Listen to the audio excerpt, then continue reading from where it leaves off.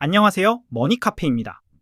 오늘은 SK 하이닉스 주주분들이라면 절대 그냥 지나치면 안 될 소식을 들고 왔어요.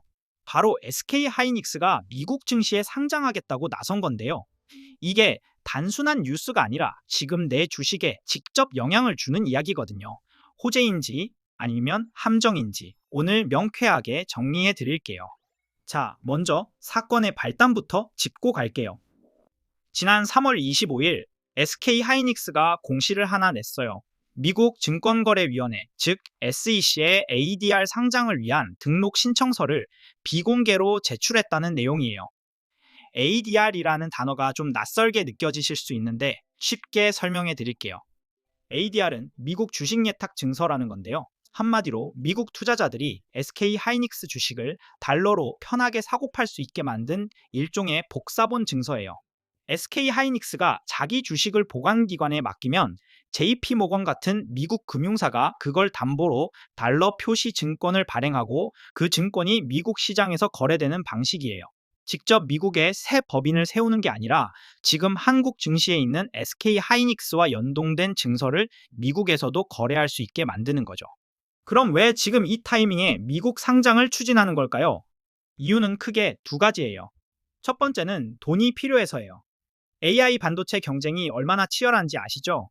HBM, 고대역폭 메모리 생산 설비를 계속 늘려야 하고 용인에 짓고 있는 반도체 클러스터 비용이 처음 계획했던 128조 원에서 무려 600조 원 수준으로 불어났어요. 이 천막적인 투자 비용을 조달하려면 한국 시장만으로는 한계가 있는 거죠. 미국이라는 세계 최대의 자본시장에서 직접 달러를 끌어오겠다는 전략이에요. 두 번째 이유가 어떻게 보면 더 핵심인데요. 바로 억울한 저평가를 해소하겠다는 거예요. SK하이닉스는 지금 전 세계 HBM 시장 점유율 1위예요. 엔비디아의 HBM을 가장 많이 공급하는 회사고 기술력으로는 누구보다 앞서 있죠. 그런데 주가 수익 비율 PER을 보면 현재 SK하이닉스가 약 5에서 6배 수준인데 반해 경쟁사인 마이크론은 18배가 넘어요. 실적은 하이닉스가 더 좋은데 주가는 마이크론이 훨씬 비싼 상황이에요. 이 차이가 왜 생기냐면 미국 투자자들 입장에서는 한국 주식을 직접 사기가 불편하니까 관심이 적은 거거든요.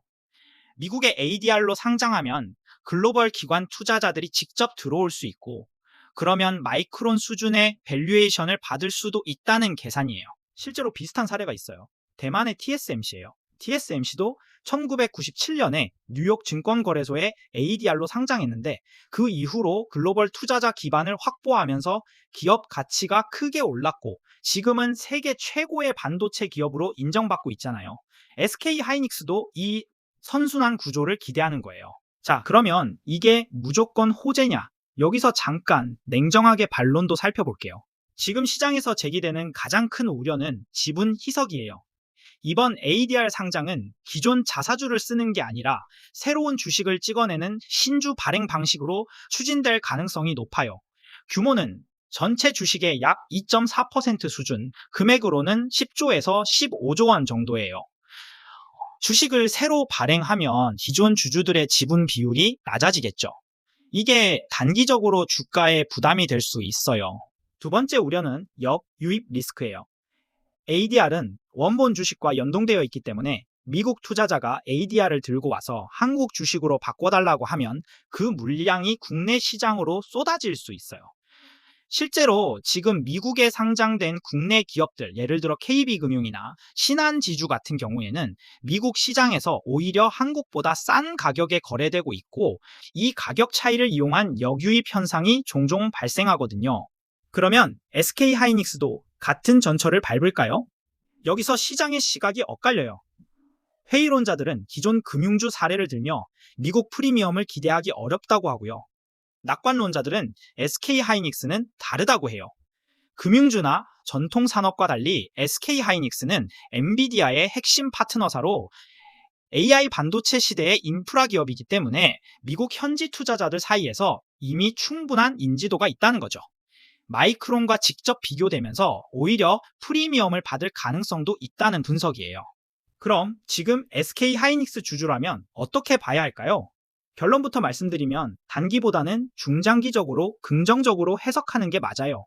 단기적으로는 신주 발행 이슈가 부담이에요. 상장 일정이 올해 하반기로 예정되어 있으니까 그 시기에 맞춰 물량 부담이 나올 수 있고 시장 변동성도 커질 수 있어요. 그러나 중장기적으로는 이 상장이 SK 하이닉스의 글로벌 수익 구조를 완전히 바꿔놓을 수 있는 4가지 이유가 있어요. 하나씩 짚어볼게요. 첫 번째는 SOX 지수 편입이에요. ADR 상장이 성사되면 필라델피아 반도체 지수, 즉 SOX 지수에 편입될 가능성이 열려요. 이게 왜 중요하냐면 이 지수를 따르는 전 세계 패시브 펀드들이 SK 하이닉스를 의무적으로 사야 하는 구조가 되기 때문이에요. 국내 투자자들이 많이 들고 있는 SOXL 3배 레버리지 ETF도 이 지수 기반이거든요. 누가 사라고 설득하는 게 아니라 구조적으로 매수 수요가 자동으로 유입되는 거예요. 이건 단발성 호재가 아니라 지속적인 수급 개선이에요. 두 번째는 실적 대비 밸류에이션 괴리가 너무 크다는 거예요. 숫자로 보면 이게 얼마나 황당한 상황인지 바로 느껴지실 거예요. SK 하이닉스의 지난해 HBM 글로벌 시장 점유율은 57%예요. 반면 마이크론은 21%고요. 영업이익도 SK 하이닉스가 47조 원, 마이크론이 24조 원으로 2배 가까이 차이가 나요. 그런데 주가 수익 비율 PER을 보면 SK 하이닉스는 5.7배, 마이크론은 12배예요. 실적은 압도하는데 주가 평가는 절반밖에 못 받고 있는 거죠. 만약 미국 상장으로 마이크론 수준의 PER만 인정받아도 단순 계산으로 SK 하이닉스 주가는 지금의 2배 수준인 190만 원대까지 오를 수 있어요. 이게 억지 주장이 아니라 숫자가 그렇게 말하고 있는 거예요. 세 번째는 HBM 시장 자체가 폭발적으로 커진다는 거예요. 마이크론이 2028년까지 HBM 전체 시장 규모를 약 145조 원으로 추산했어요. 2025년 대비 몇 배씩 커지는 시장이에요. 그 시장에서 SK 하이닉스가 지금 60% 넘는 점유율로 압도하고 있고 2026년에도 엔비디아 물량의 60% 이상을 독점 공급할 것으로 업계는 보고 있어요. 파이가 커지는데 가장 큰 그릇을 들고 있는 거예요. 미국 상장으로 이 성장 스토리를 글로벌 투자자들에게 직접 설명하는 무대가 열리는 거죠. 네 번째는 고객 다변화예요. 지금까지 SK 하이닉스는 사실상 엔비디아 의존도가 높았어요.